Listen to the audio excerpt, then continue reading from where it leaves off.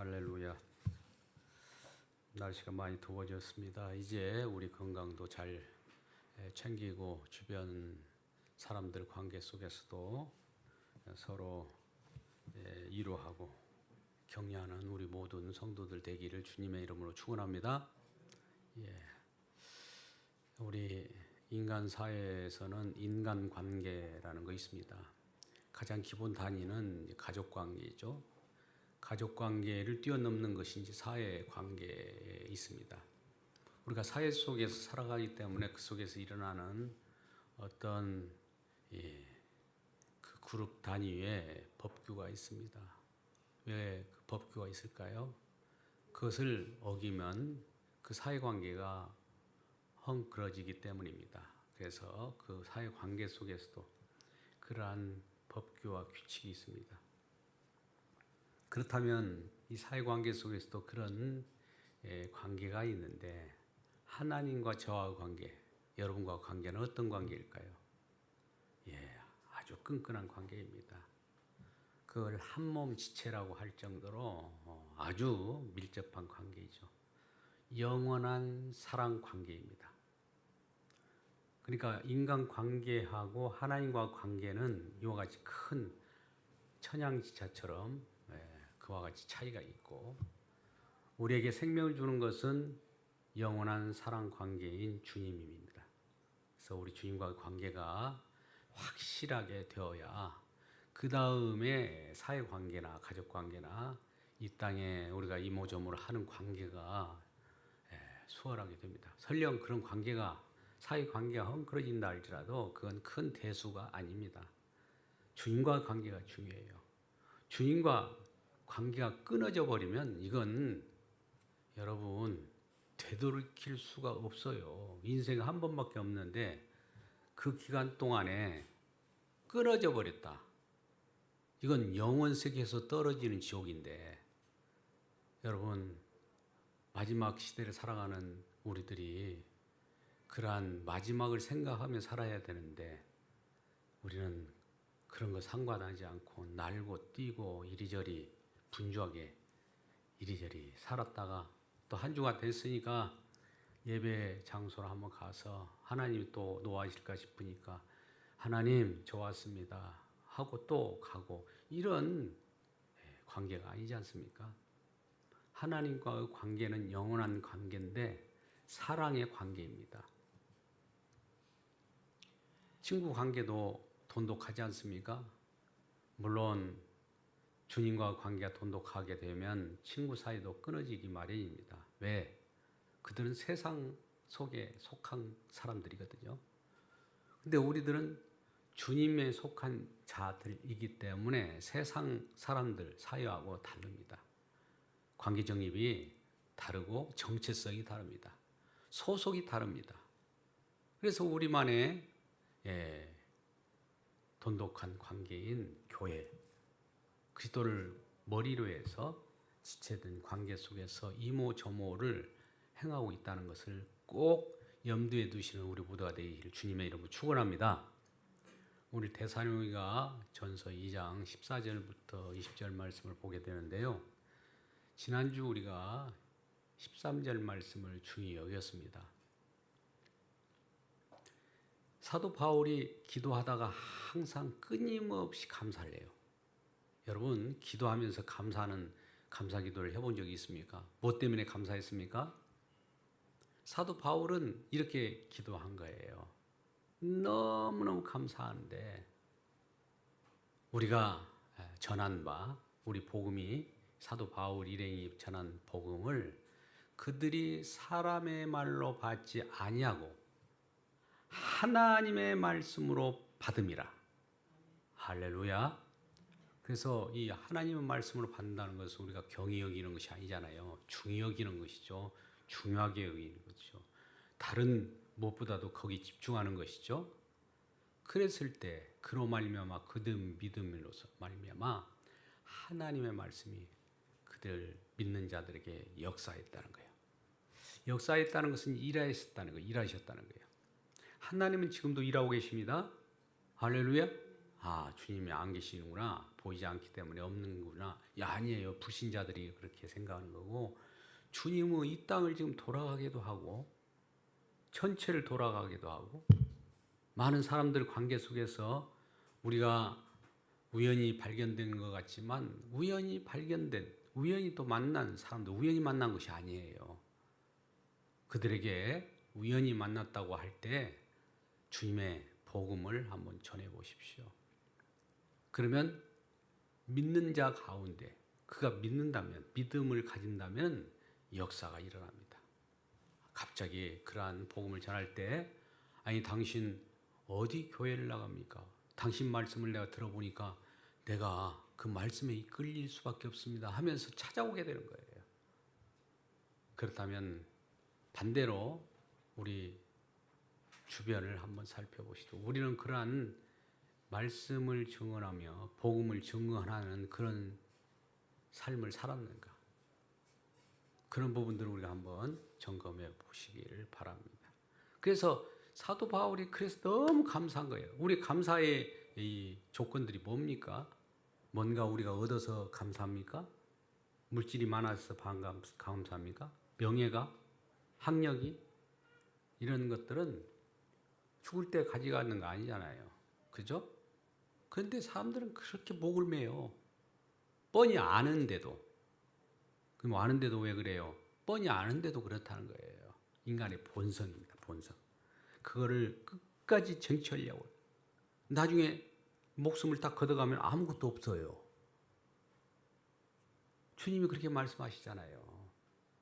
아무리 큰 창고를 만들어서 거기다가 쟁여놓고 이제 좀 쉬자, 먹자, 마시자, 날라리 해보자 이렇게 하는 순간에 목숨을 걷어가면 그 창고에 쌓여있는 모든 보물과 이런 것들은 누구의 것이 되겠습니까? 그래서 우리는 말씀을 먼저 받아들일 때 내 안에 역사하시는 이 말씀을 통해서 말씀이 역사하는 걸 보고 사도 바울은 감사한 거예요. 어떻게 역사했을까?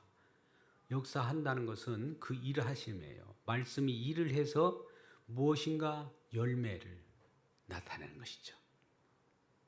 나타남이 있다는 거죠.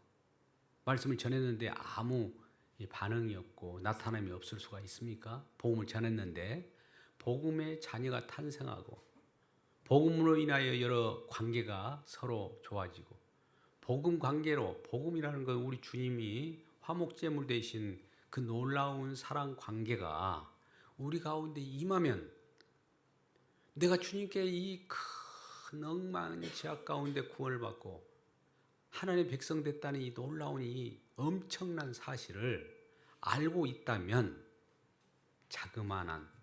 자그마한이라고 표현해서 죄송합니다. 여러분은 큰 문제일 수도 있지만 이 일 저 일 그것이 무슨 큰 대수가 되겠냐 이 말입니다.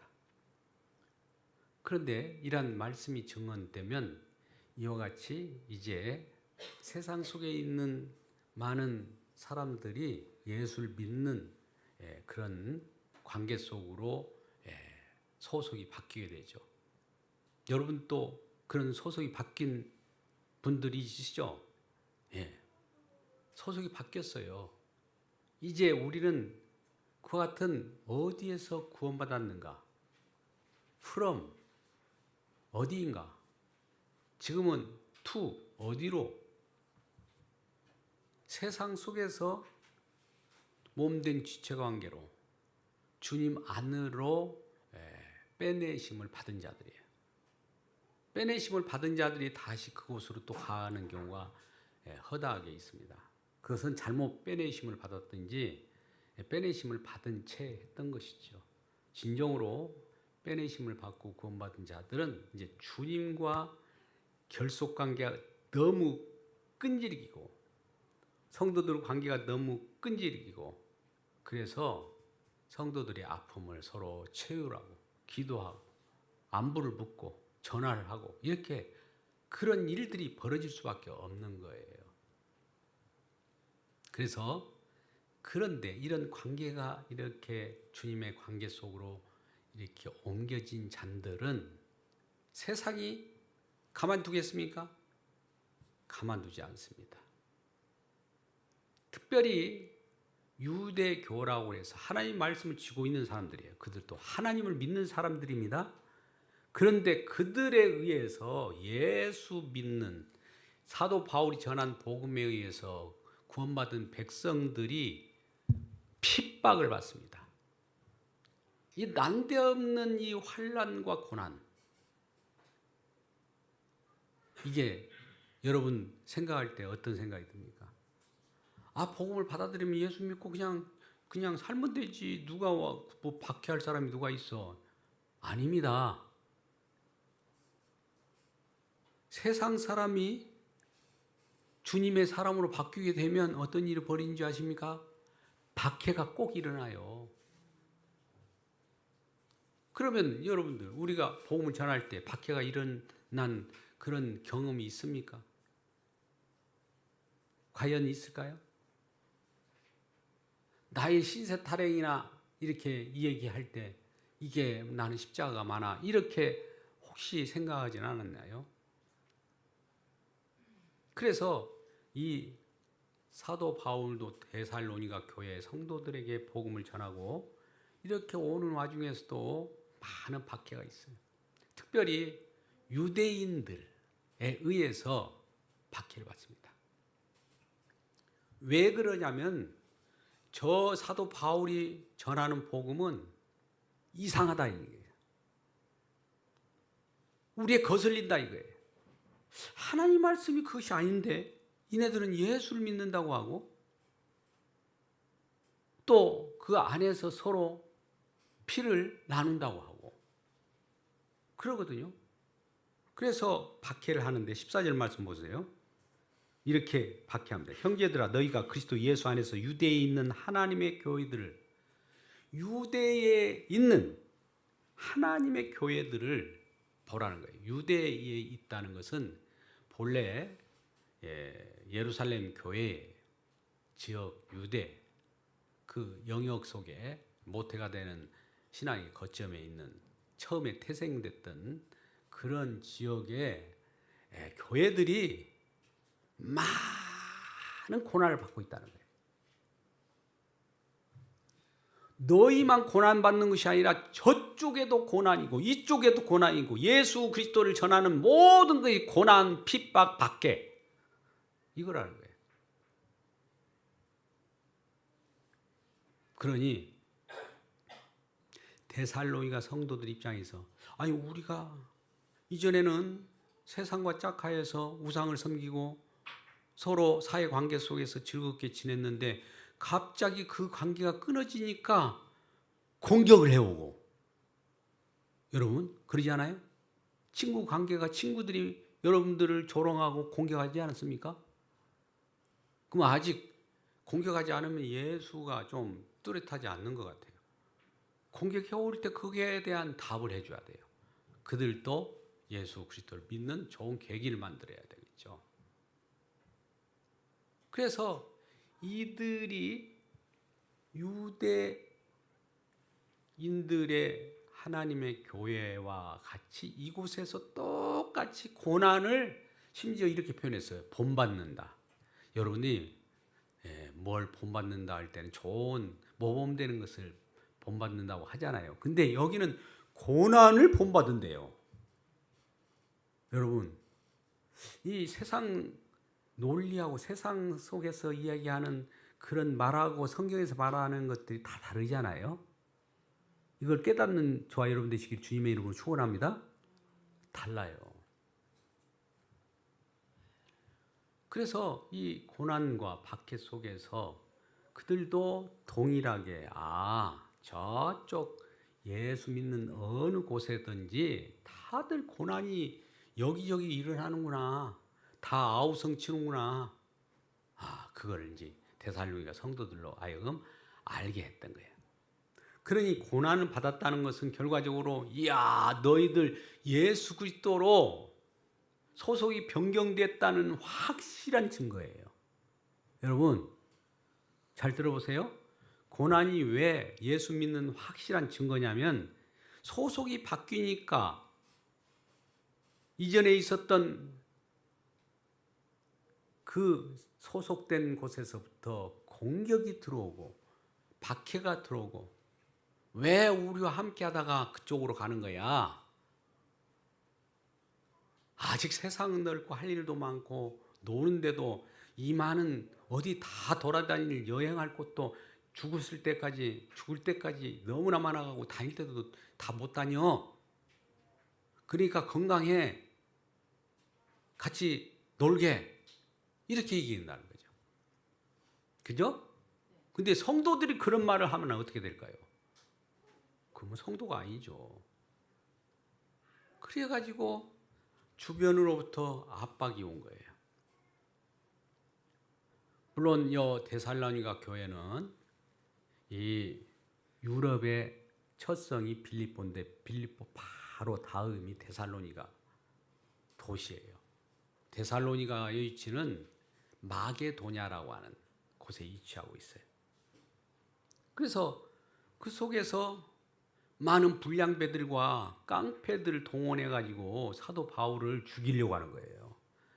여러분 복음을 전하는데 칼제비들을 동원해 가지고 여러분을 죽인다고 하면 어떻겠습니까? 근데 사도 바울은 그런 위험을 받은 거예요. 그 일행이. 우리가 지금 복음 전한다고 그래서 누가 칼제비를 보내 가지고 어떤 그렇게 접수하고 우리를 죽이려고 하지는 않지 않습니까?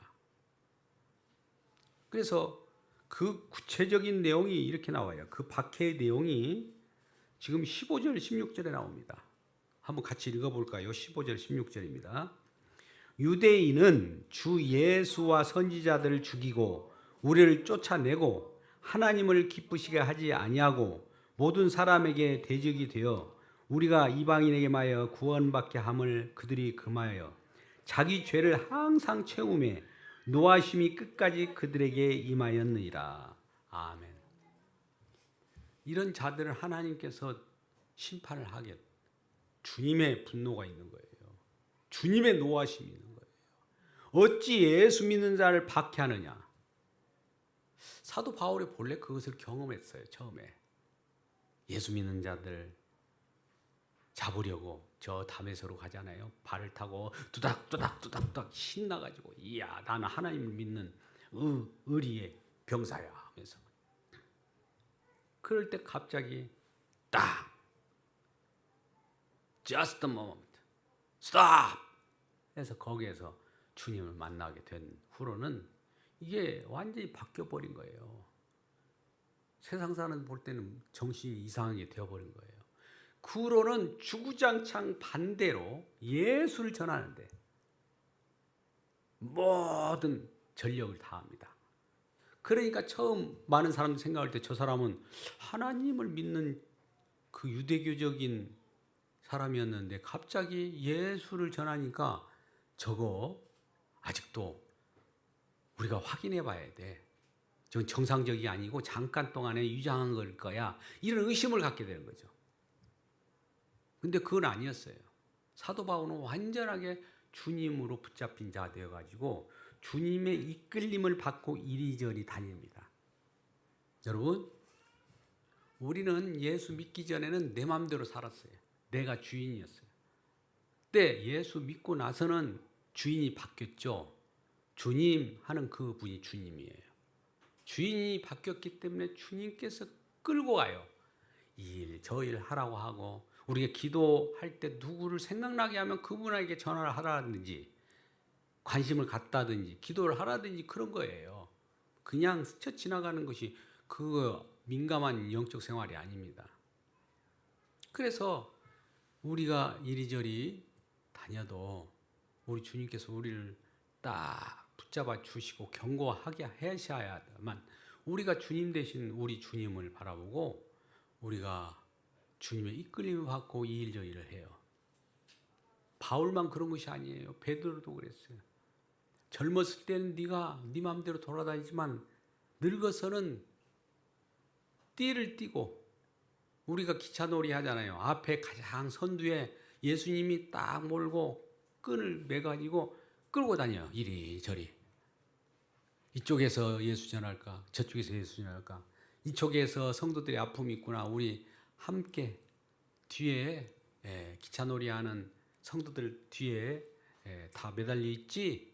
우리 그쪽에 가서 한번 그들에게 단체로 위로해 보자. 그게 소그룹이에요. 그래서 그 모든 사람들에게 어떤 기쁨을 줄 수도 있고 위로를 줄 수도 있는데, 특별히 이 사도 바울이 너무 감사했다고 그러잖아요. 끝없이 감사했다고 했잖아요. 이런 감사가 있을 수 있을까? 복음을 전하는데 복음을 전하여서 열매가 나타난 거예요. 예수 믿는 사람들이 막 나타나. 박해 가운데 예수 꽃이 피는 거예요. 인동초처럼. 밟으면 밟을수록 더 올라오는 거예요. 이야, 이게 우리의 소망이요, 우리의 기쁨이요, 우리의 자랑의 면류관이구나. 이걸 알았던 거예요. 이렇게 나타나는 것이 하나님의 역사구나. 말씀의 역사구나.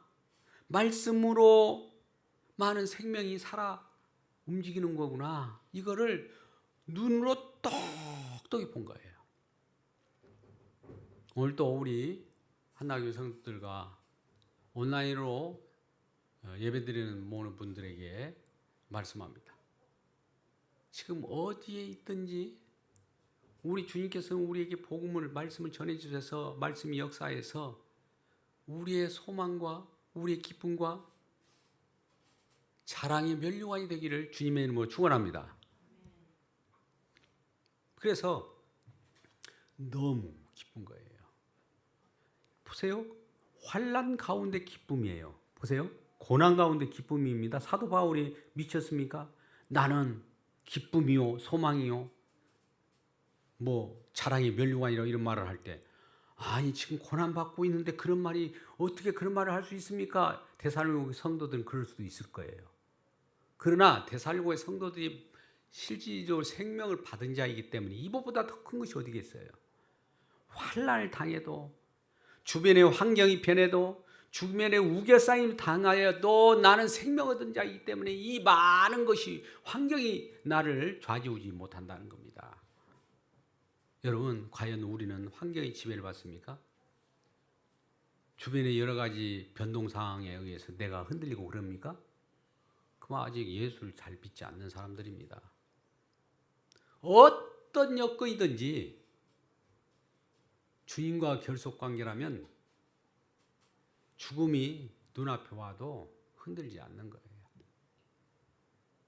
그런데 이와 같은 사도 바울이 데살로니가 성도들에게 복음을 전하여서 그들 가운데 많은 박해와 환난이 일어났으나 그런 환난은 여기만 일어나는 것이 아니라 복음 전하는 데는 어디나 일어난다는 거예요.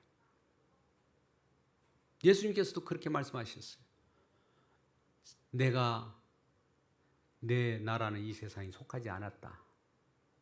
그러므로 세상이 너희를 미워한 것이다. 이런 말씀하셨어요. 그러잖아요? 우리를 누가 미워해야 돼요. 그러면 누가 미워하느냐? 예수 안 믿는 사람이라든지 예수를 잘못 믿는 사람이든지 주변에 좀 짝퉁을 믿는 사람들이 자꾸 이 격동시키고 그래야 되는데 그런 일이 있느냐 이거죠. 근데 사도 바울은 그러한 데살로니가 성도들에게 고난을 당해서도 너희들은 나의 기쁨이요, 고난을 당해서도 너희는 나의 영광이요. 이 보세요. 이게 정반대적인 개념이에요. 근데 같이 들어가 있습니다. 여러분, 우리가 언약이라는 말씀을 우리가 잘 들었을 거예요. 언약은 죄를 발생해요. 근데 주님의 은혜로 덮어버려요. 이 두 가지가 지금 같이 있는 것처럼 되지 않습니까?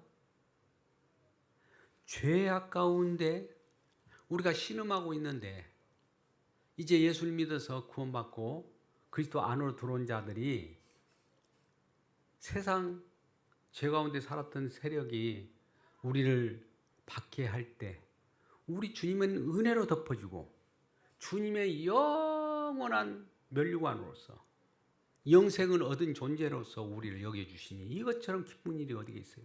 두 가지가 다 같이 나오는 거예요.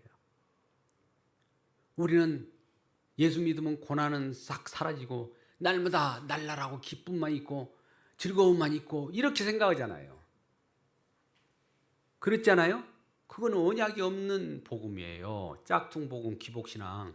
그동안에 한국교회를 다 물들였던 거 지금도 거기에 다 빠져가고 말씀이 아무리 전해도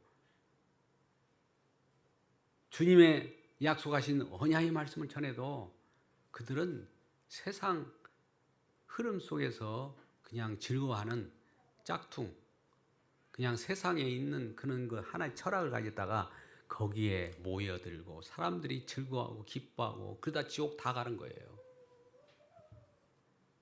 그렇다면 오늘 이 사도 바울이 데살로니가 성도들에게 이와 같이 말씀하면서 마지막에 이런 말을 해요.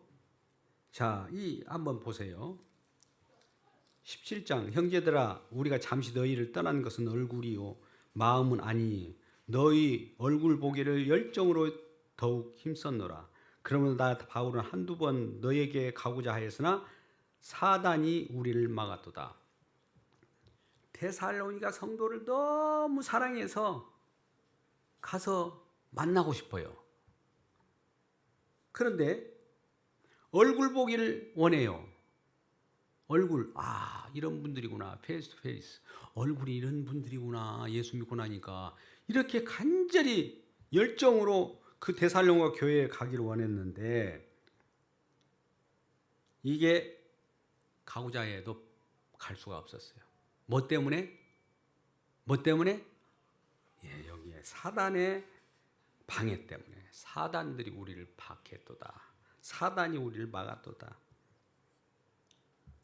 우리는 얼굴 보기를 원해요, 사실. 멀리 떨어져 있어도 얼굴 보기를 주님의 이름으로 축원합니다. 온라인상으로 예배 드리는 분들 얼굴 보기를 원해요. 얼굴 보기를 원하는데 얼굴 보지 못하도록 중간에 누가 파괴하고 장애물 놓습니까? 사단이라는 거예요. 사단. 그러니까 우리가 같이 만나지 못하게 하는 것도 사단이에요. 사단. 그러면 우리는 그걸 기도해야 돼요. 이 사단, 어둠의 세력을 우리 관계를 훼손시키고 주님과 관계를 그릇되게 하는 그 세력을 우리는 쫓아내야 됩니다. 우리 주님의 이름으로 이러한 어둠 세력이 쫓겨나기를 주님의 이름으로 축원합니다. 그래서 관계가 해소되고 같이 만나게 되는 거예요. 서로 얼굴을 만나니 얼마나 좋습니까? 여러분도 옆에 있는 분들 한번 얼굴 보십시오. 만나서 반갑습니다. 이 얘기 없어요. 만나서 반갑습니다. 왜 말을 못해요? 반갑지 않는 것 같아요. 만나서 반갑습니다. 그래서 얼굴을 보기를 원하고 그와 같은 자꾸 어떤 분인가. 이 사도 바울의 일생은 이런 삶이에요. 우리는 어떤가요? 이거 제쳐놓고 이제 지금 세상 가서 뭐하자. 이런 마음이 있다면 사단이 자꾸 격동하는 거예요. 이스라엘 백성들의 삶은 주님과 관계로만 끝났던 삶이었어요. 우리 주님도 마찬가지. 지금도 세상이 많은 이리저리 흩어져 있는 여러 종족들이 있지만은 주님께서 이끄시는 하나님의 백성들은 지금도 요동치 않고 주님 말씀에 의해서 말씀이 역사해서 서로 몸된 지체관계 예수 그리스도를 믿는 교회의 일원으로 우리가 소속되어서 서로 얼굴을 보고 서로 만나면 기뻐요. 여러분 만날 때 얼굴을 스치면서 기쁘지 않으니까 저 사람을 내가 미워하면서 그냥 의도적으로 회피하는 일들이 없기를 주님의 이름으로 축원합니다. 왜 그러냐면 어디서나 있는 현상이에요. 작은 교회든 큰 교회든 내가 주님을 믿는 믿음 가운데 확실하게 있어야 되는데 잠깐 사단들이 격동합니다. 근데 그것을 한두 번 극복해 보세요. 그러면 그 다음부터 자연스러워져요. 근데 반대로 계속하면 계속 그와 같이 관계가 떨어지게 되고 그 관계와 증오 관계로 바뀌게 됩니다. 그러면 그것이 뭐가 문제냐면 상대방에게 피해를 가면 좋은데 그렇다면 문제가 없는데 내가 괴로워요. 내가 괴로운 거예요. 여러분들 주변에 미워하는 사람이 있습니까? 그 미워하는 그 사람은 아무 어려움이 없어요. 미워하는 내가 지금 괴롭고 내가 죽는 지경이에요. 그래서 공황장애가 오고 그러지 않습니까? 그래서 우리는 언제나 자기 자신도 우리 주님의 은혜 가운데 해소할 것은 해소해버리고, 그래 우리는 사나 죽으나 주님의 편이고 주님이 이끄신다, 이런 생각을 가지고 살아야 합니다. 그래서 사도 바울은 데살로니가 성도들이 너무 좋은 열매고 면류관으로서 소망이고 기쁨이고 자랑의 면류관인데, 더 나아가서 마지막에 20절에 이와 같이 말씀합니다. 너희는 우리의 영광이요 기쁨이니라. 너희는 우리의 영광이요 기쁨. 아니, 저들이 우리의 영광이라는 말이 뭘까? 저들이 우리의 기쁨이라는 게 뭘까? 우리는 이런 것들을 말씀을 문자적으로 이렇게 보면 뜻이 분명하지 않아요. 그러나 우리는 너희는 우리의 영광이라는 건 뭡니까? 너희라는 그 자체가 본래 저 우상을 섬기고 세상을 쫓았던 자들이 이쪽으로 와서 주님께서 일하심의 내용이구나. 그래서 주님의 영광이구나. 우리의 영광이기도 하고 또 우리의 기쁨이라는 거예요. 주님의 기쁨이에요. 우리가 스바냐 선지자에 통하여 우리가 찬송을 하는 내용도 있어요. 기쁨을 이기지 못하는 하나님. 하나님이 너무 기뻐서 기쁨을 이기지 못한대요. 하나님이 뭘 이길 거 말 것도 없는데 기쁨을 이기지 못할 정도로 기쁘다는 거예요. 그게 구원하시는 하나님이에요. 저와 여러분을 구원해 놓고 너무 기쁜 거예요. 그러면 우리는 거기에 주님의 기쁨에 호응해서 주님, 그럼에도 불구하고 죄악된 나를 주님의 백성의 반열에 집어넣어 주셔서 감사합니다. 놀라운 주님의 역사가 나한테 말씀으로 임하여서 내가 예수 믿는 자로서 소속이 바뀌어버렸고 이제는 세상에 사는 세상 가치관과 다르게 살아가겠습니다. 먼저 그 무엇보다도 주님이 주인이시니까 주님이 앞장서 주십시오. 내가 뒤따라가겠습니다. 어디로 가야 합니까? 그러면 오늘 같은 날은 예배 들어가야지 이런 말씀을 하지 않겠어요? 아니야, 그것이 중요한 것이 아니야. 나는 지금 이것이 중요해. 하나님 좀 이따 이렇게 나중에 내가 이걸 이루어가지고 이거 이룬 것을 가지고 하나님께 영광 돌릴게요. 이런 거 없습니다. 그것은 그걸로 인해 가지고 그걸로 망해버립니다. 저도 이력도 그래요. 한때 그런 경험이 있었습니다. 너무나 눈에 거기 보이기만 해요. 밤만 뜨면, 밤만 잠에 자면 거기에 천장이 이렇게 저렇게 이렇게 이렇게 하면 저렇게 하면 되겠구나. 그래서 저희 집사람이 흔들어 깨워도 아니야, 나는 그거야 끝까지 가요. 폭삭 망하고 나니까 아이고 내가 이렇게 늪에 빠졌구나를 알게 되는 거예요. 왜요? 주님이 안 보였거든요. 그때 주님이 안 보여요. 그럴 때는 이것이 꼭 이루어질 것 같아. 조금만 한 번만 좀 이번에가 영원이에요. 안 돼요. 그것은 주님 앞으로 돌아오라는 하나님의 사인, 하나님의 시그니처, 하나님의 음성입니다. 먼저 주님 앞에 날마다 나의 모든 것을 폭로하십시오. 내 자존심 폭파시켜 버리십시오. 무엇 때문에 이 자존심이 생명을 살립니까? 그토록? 그건 아무 관계없어요. 내가 죽어서, 심지어 사도 바울이 그래요. 저 데살로니가 성도들이 살면 좋겠다. 갈라디아 교인들에게도, 갈라디아 교인들이 얼마나 성도들이 은혜를 받았는지 사도 바울이 아프다고 했어요. 안질인지 간질인지. 그러니까 눈을 빼서라도 사도 바울에게 주고 싶었다는 거예요. 여러분, 그런 마음이 있습니까? 왜요? 생명을 얻었고 눈, 이런 우리 지체, 이것이 큰 의미가 없어요. 근데 오늘날은 뭡니까? 그 반대로 이 얘기하잖아요. 반대로. 너를 잘 가꿔라. 네가 모든 것이다. 너 없으면 아무것도 없다. 근데 너 없으면 아무것도 없다는 너가 사라져요.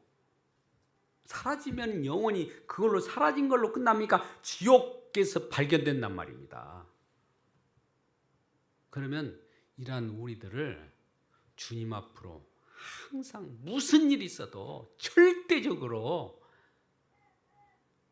뭐가 나를 유혹할지라도 아니 됩니다.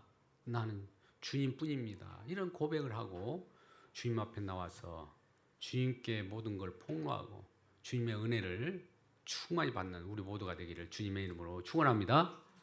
기도하겠습니다. 아버지 하나님 감사합니다. 주의 은혜 가운데 충만케 하여 주옵소서. 오늘 사도 바울이 고난과 박해 속에서도 기쁨을 같이 나누게 됩니다. 그들은 우리의 소망이요 기쁨이요 자랑의 멸류관이라고 말하고 있습니다. 진정한 자랑의 멸류관이 되는 많은 성도들이 나타나게 하여 주시옵소서. 예수님의 이름으로 기도드리옵나이다. 아멘.